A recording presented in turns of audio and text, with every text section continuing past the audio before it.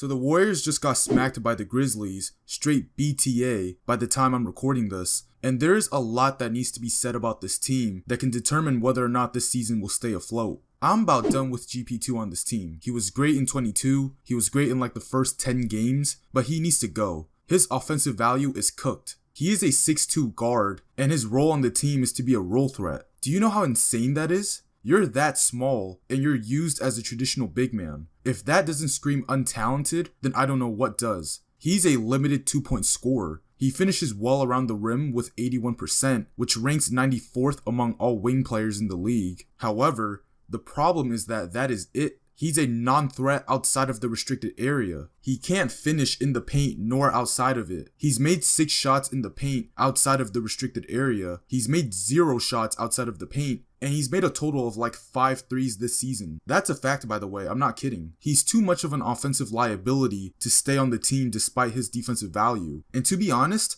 it's not that well anyways. He's way too small to be a POA defender. He really can't even stay in front of people. He tends to crowd players and they just blow right past him. Not to mention the fact that he literally dies on screens every single time. The guy can barely screen navigate. The only thing he can do is when somebody dribbles around him twice and he can force a turnover by poking the ball away. Here and there he'll chase somebody down for a blocked shot, but other than that, he's not nearly as valuable as Wiggins defensively. He's got a solid contract on the team that we need to move for a much better player, and that's what's gotta happen because I'm tired of seeing him on the floor with like 2 other guards in the team. With Dennis Schroeder now on this team, it's abundantly clear that if he's going to be on this team, there's gotta be some front court scoring for this to work. If Schroeder is the pick and roll ball handler, the screening 5-man has to be some sort of threat, or we need to bring in a skilled big man alongside him to maximize what he brings to this team. He ran ball screens with Draymond and Loon, and they were horrible role threats. Draymond Green can barely make a floater, and Kevon Looney was taking mid-range jumpers. And sure, he made one,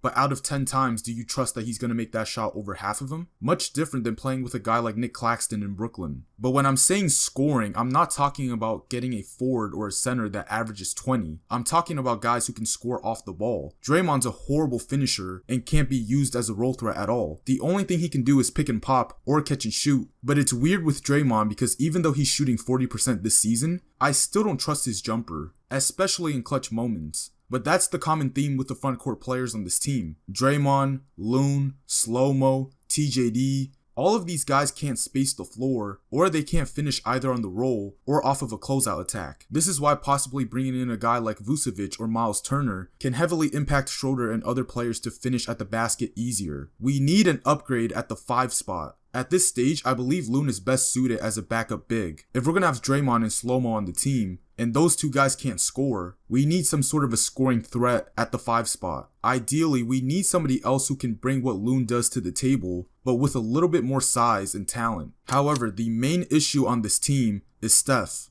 I made a video speaking about how Steph hasn't been playing like a top player in the NBA. His stats show that, his game shows that, and now his demeanor shows that. For the last 3 games against Memphis, Dallas, and Houston, Steph has looked old and sluggish despite having 3 days off in between those games. There were reports about him having knee issues a month ago, so having an extended rest like that during games should be able to refuel him, right? Wrong. The way Steph started this game today was so diabolical that it made me lose all of my patience with Steph. And it hasn't just been only this game. It's not a one-time thing. He's done this in several different games this season. He'll come out and start the first quarter being flat on his heels, not engaged defensively, not taking a shot at all, turning the ball over carelessly, not running back in transition, and literally looking uninterested in doing absolutely anything.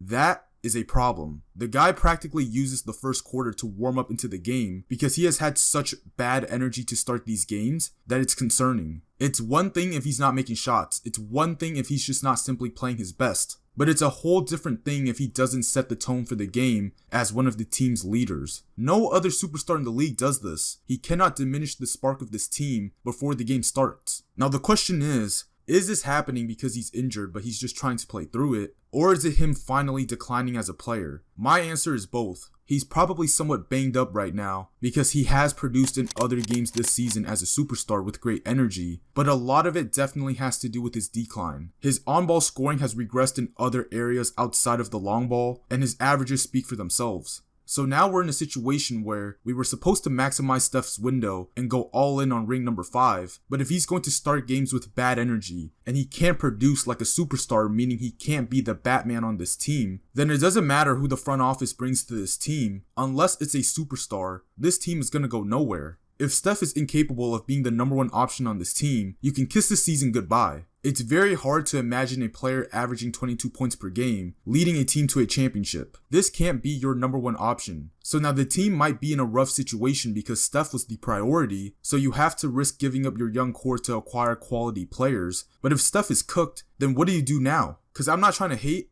I'm being for real when I say this. Steph might not make the All-Star team this year because there are players that are playing well ahead of him in the Western Conference right now. Everything revolves around him, schematically and attitude-wise. Him and also Draymond have to organize this team mentally. I don't care, and I do not want to hear people saying that he's 37. He's a leader, a superstar, an example. He's making 60 M's a year. I'm not asking him to be extraordinary. I'm asking him to be above average because that's what's needed for this team to win, and that's also his intentions as well. You're 14-12 and the 10th seed a third of the way into the season. These next few weeks are pivotal moments for this season. Steph has to play better from an energy standpoint, especially now with Schroeder on the team, or else things can end up very, very, very, very dicey. That no matter what trades the front office makes, everything will be useless.